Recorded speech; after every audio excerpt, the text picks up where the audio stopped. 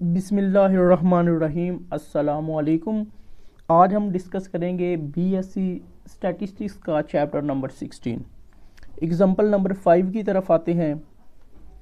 A random sample of n which is equal to 25 values gives x bar which is equal to 83। Can this sample be recorded as drawn from a normal population with mean mu 80 and sigma 7। Sigma mean का हमारी जो standard division है वो 7 है।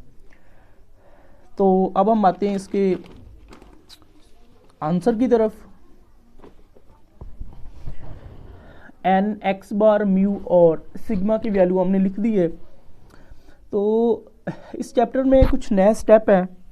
जो first step है वो H0 और H1 होता है। तो हमें ये पता होना चाहिए कि H0 कैसे लिखते हैं और H1 कैसे लिखते हैं। तो सबसे अहम बात यह है कि क्वेश्चन में आपने ये देखना है कि आपको H1 गिवन तो नहीं है। इस क्वेश्चन में कोई ग्रेटर या लेस का साइन तो गिवन नहीं है। तो इस क्वेश्चन में हमें कुछ भी नहीं दिया गया, हमें ओनली कुछ वैल्यूज़ दी गई हैं। तो जो H0 है वो उसके बाद हम म्यू लिखेंगे। जो हमें म्यू की वैल्यू गिवन होगी वो हमारे पास 80 है तो हम 80 लिख देंगे। उसके बाद नेक्स्ट स्टेप में हम लिखेंगे H1 which is equal to, यहाँ पे अगर म्यू इक्वल टू 80 है तो यहाँ पे हम लिखेंगे म्यू नॉट इक्वल टू 80। तो वो हमारा H1 बन जाएगा। दूसरी बात आपने ये याद रखनी है कि अगर आपको H1 गिवन है उसमें ग्रेटर या लेस का साइन है तो यहाँ पे मैंने लिखा है 2 साइडेड, तो फिर वहाँ पे हम 1 साइडेड लिखेंगे। लेकिन अगर यहाँ पे नॉट इक्वल का साइन है तो वो हमारा 2 साइडेड टेस्ट बन जाएगा। तो यहाँ पे हमने लिखना है 2 साइडेड।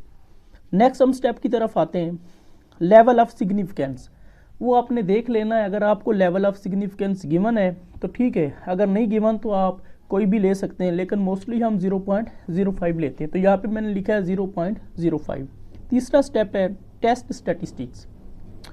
टेस्ट स्टैटिस्टिक्स जो है वो जी कैलकुलेटेड के बराबर होता है। यहाँ पे मैंने ये सब लफ्ज़ लिखा है CAL। CAL तो मुराद है कैलकुलेटेड। जो जी कैलकुलेटेड है वो बराबर होता है X bar minus mu over sigma over n square root.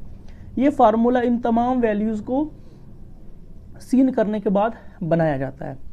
Next step 4 है कैलकुलेशन, यानी ये जो हमें फार्मूला गिवन है इसमें हम तमाम वैल्यूज़ पुट करेंगे तो जो हमारा आंसर आएगा वो हमारा जी कैलकुलेटेड के आंसर होगा। अब Z calculated which is equal to x bar, उसकी वैल्यू हमारे पास 83 माइनस म्यू, उसकी वैल्यू हमारे पास 80 over sigma 7 over n square root. n की हमारे पास वैल्यू 25। अब 83 में से अगर हम 80 सब्ट्रैक्ट करें तो आंसर 3 बनता है। नीचे 7, 25 की स्क्वायर रूट 5, 3 सेम, 7 को 5 के ऊपर डिवाइड करें तो 1.4 आता है, 3 को 1.4 के ऊपर डिवाइड करें तो आंसर बनता है 2.14। अब जो 5 स्टेप होता है वो क्रिटिकल रीजन होता है। क्रिटिकल रीजन को हम CR भी कहते हैं। फार्मूला है जी कैलकुलेटेड, इसके ऊपर ये मॉड की साइन है, ग्रेटर है जी अल्फा ओवर 2। यहाँ पे आपने याद रखना कि इतना फार्मूला जो है ना वो सेम है, यहाँ पे डिफरेंस होगा। अगर आपके पास 1 साइडेड टेस्ट या 1 टेल टेस्ट बन रहा है तो यहाँ पे अल्फा ओवर 2 का साइन आएगा। अगर यहाँ पे अगर 2 साइडेड टेस्ट बन रहा है तो फिर जी के साथ अल्फा ओवर 2 का साइन आएगा। अगर हमारे पास 1 साइडेड बन रहा है तो फिर जी के साथ ओनली अल्फा आएगा। तो आपने इस बात को नोट रखना है। तो यहाँ पे देखिएगा 2 साइडेड टेस्ट है, 2 साइडेड टेस्ट हो तो यहाँ पे हमने अल्फा ओवर 2 लिखना है। जी कैलकुलेटेड से मुराद है जो हमारे पास जी कैलकुलेटेड की वैल्यूज़ हम पुट करने के बाद फार्मूला में हमें जो आंसर हासिल हुआ वो हम लिखेंगे, वो हमारे पास 2.14। ये ग्रेटर का साइन जी अल्फा ओवर 2। तो जी अल्फा ओवर 2 की जो वैल्यू है वो हम डायरेक्ट फाइंड नहीं कर सकते, तो बुक के ऊपर एक टेबल बना हुआ है तो उस वैल्यूज़ को हम वहाँ से चेक कर सकते हैं। अब देखिएगा हमारा लेवल है 0.05। 2 टेल हमारा टेस्ट बन रहा है तो 2 टेल टेस्ट में जी अल्फा ओवर 2 बनता है। 1 टेल हो तो उसको हम जी अल्फा लिखते हैं, जो मैंने पहले भी बताया। तो हमारा 2 टेल टेस्ट है वो भी 0.05 का है तो उसकी वैल्यू बन रही 1.96। तो यहाँ पे हम इसकी वैल्यू लिखेंगे जी अल्फा ओवर 2 की 1.96। अब एक बात और, अगर हमारा जी कैलकुलेटेड का जो आंसर है वो जी अल्फा ओवर 2 से ग्रेटर हो तो उसको हम लिखेंगे कि हम H0 को रिजेक्ट कर रहे हैं, यानी कि अगर हमारा z अल्फा ओवर 2 का आंसर z कैलकुलेटेड से बड़ा हो तो हम लिखेंगे वी एक्सेप्ट एच नॉट। लिहाजा हमारा z कैलकुलेटेड का आंसर z अल्फा ओवर 2 से बड़ा है तो उसका मतलब है हम एच नॉट को रिजेक्ट कर रहे हैं।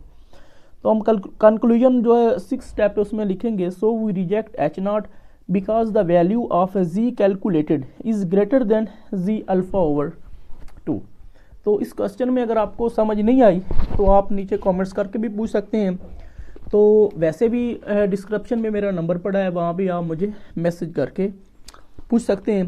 तो अब हम आते हैं नेक्स्ट एग्जांपल की तरफ। जो एग्जांपल है हमारे पास example number 6। Test the hypothesis that the mean of a normal population with known variance 70 is 31। Variance 70 से मुराद है, जो हमारा वेरिएंस है वो हमारा 70 है, इज 31 इसके पीछे है मीन, तो हमारा जो मीन म्यू है वो 31 है। If a sample of the size 13 gave, यानी कि जो n है वो 13 है, x बार की वैल्यू 34 है। Let the alternative hypothesis be h1। तो यहाँ पे देखिएगा पिछले क्वेश्चन में हमें h1 की वैल्यू गिवन नहीं थी, हमने खुद बनाया था। तो यहाँ पे हमें h1 की वैल्यू गिवन है, h नॉट हम खुद बनाएंगे। तो अब हम आते हैं इसके आंसर की तरफ। n x बार म्यू और सिग्मा की वैल्यू, h1 हमें गिवन है, सॉरी h1 हमें गिवन है, लिखा हुआ है म्यू ग्रेटर है 31, तो h नॉट हम खुद बनाएंगे। अगर यहाँ पे ग्रेटर का साइन है तो यहाँ पे हम इक्वल का साइन लगाएंगे। याद रखिएगा जब ग्रेटर का या लेस का यहाँ पे साइन आए तो उसको हम वन टेल टेस्ट या वन साइडेड टेस्ट कहते हैं। तो मैंने यहाँ पे वन साइडेड का इस्तेमाल किया। दूसरा यहाँ पे हमें लेवल ऑफ सिग्निफिकेंस 0.10 गिवन है, तो यहाँ पे हम लिखेंगे लेवल ऑफ सिग्निफिकेंस 0.10। तीसरा स्टेप है टेस्ट स्टैटिस्टिक्स, तो ये सब का सेम बन रहा है। यहाँ पे ओनली फ़र्क ये हो सकता है कि अगर हमें एस की वैल्यू गिवन है तो हमने यहाँ पे एस लिखना है, अगर सिग्मा की गिवन है तो फिर हमने सिग्मा लिखना है। जी कैलकुलेटेड, इस सी एल से मुराद है calculated, which is equal to x bar minus mu over sigma over N square root. Calculation से मुराद है हमने इस फार्मूला में वैल्यूज पुट करनी है। G calculated which is equal to x bar minus mu over sigma over N square root. X bar की हमारे पास वैल्यू आई है, देखिएगा 34, माइनस म्यू की हमारे पास वैल्यू है 31 ओवर सिग्मा की वैल्यू 70 इसके ऊपर है स्क्वायर रूट, ओवर एन की हमारे पास वैल्यू है 13 इसके ऊपर है स्क्वायर रूट। अब 34 में से 31 सब्ट्रैक्ट करें तो आंसर 3 आता है। अब हम 70 की अगर स्क्वायर रूट लें तो आंसर 8.34 आता है। अगर हम 13 की स्क्वायर रूट लें तो आंसर 3.61 आता है। अब 3 सेम आ जाएगा। अगर हम 8.37 को 3.61 के ऊपर डिवाइड करें तो आंसर 2.32 बनता है।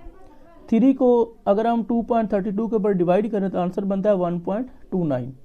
तो जी कैलकुलेटेड का जो आंसर है वो हमने फाइंड कर लिया है। अब हम आते हैं क्रिटिकल रीजन की तरफ। क्रिटिकल रीजन को हम CRB कहते हैं। फार्मूला है जी कैलकुलेटर ग्रेटर है जी अल्फ़ा। तो मैंने पहले भी बताया है कि यहाँ पे हमारे पास इस चीज़ को मद्देनज़र रखते हुए यहाँ पे हमने ये लगाना है, अल्फ़ा लगाना या अल्फ़ा ओवर 2 लगाना। यहाँ पे हमारे पास टेस्ट वन साइडेड बन रहा है तो यहाँ पे हम लिखेंगे जी अल्फ़ा। अगर 2 साइडेड बन रहा होता तो फिर हम जी अल्फ़ा ओवर 2 लिखते हैं।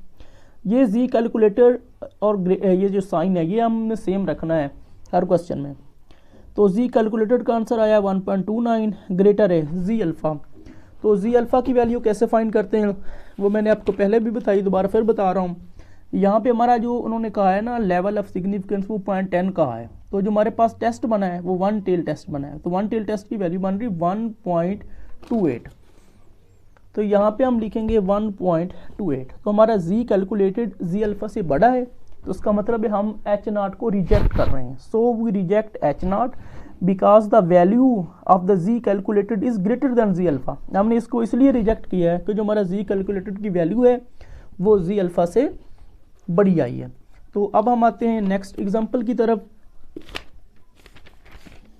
जो है एग्जांपल नंबर 7। देखिएगा, the marks obtained by student at a large number of colleges are known to be normally distributed with the mean of 25। यानी जो म्यू है वो 25 है। ए रैंडम सैंपल ऑफ 36 स्टूडेंट, यानी जो n है वो 36 है। Should an average number of the marks of the 27 यानी एक्स बार 27 है विद स्टैंडर्ड एविएशन ऑफ 5 और जो सिग्मा है वो 5 है। What conclusion should be drawn, तो यहाँ पे हमें H1 गिवन नहीं है, तो हमने जिस तरह जो क्वेश्चन नंबर हमने किया था ना 5, उसमें जो हमने लिया था वही हम लेंगे और वही हम मेथड इसका इस्तेमाल करेंगे। अब आते हैं एग्जाम्पल नंबर 7 की तरफ।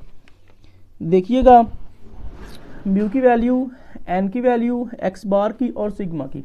तो यहाँ पे हमें H1 गिवन नहीं है, हमने खुद अपनी मर्जी से लेना है। तो H0 हम लिखेंगे mu which is equal to 25 और H1 mu naught equal to 25, यानी जो म्यू है वो 25 के बराबर नहीं है। तो यहाँ पे अगर हम नॉट इक्वल का साइन इस्तेमाल करें तो वो हमारा टेस्ट बन जाता है टू टेल टेस्ट।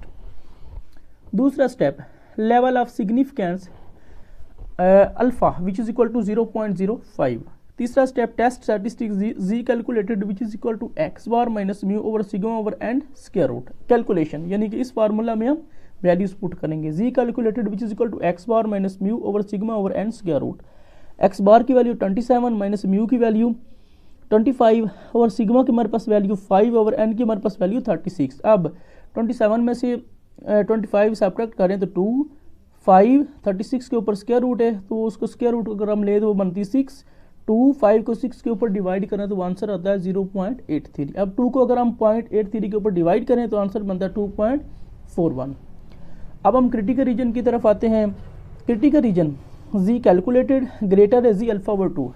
तो क्योंकि हमारे पास टेस्ट टू टेल टेस्ट है या टू साइडेड टेस्ट भी इसको कहते हैं, तो यहाँ पे हम अल्फा ओवर 2 लगाएंगे। अब जी कैलकुलेटेड की हमारे पास जो आंसर आया हुआ है 2.41 और जो हमारे पास जी कैलकुलेटेड है उसका आंसर लिख दिया है और जो जी अल्फा का है वो हम इस टेबल से फाइंड करेंगे। तो हमारे पास लेवल ऑफ सिग्निफिकेंस 0.05 है इसमें देखिएगा और टू टेल टेस्ट बन रहा है तो आंसर बनता है 1.96। तो हम लिखेंगे 1.96। हमारे जी कैलकुलेटेड का आंसर जी अल्फा ओवर 2 से बड़ा आया तो उसका मतलब हम रिजेक्ट H0 लिखेंगे। So we reject H0 because the value of z calculated is greater than z alpha over 2।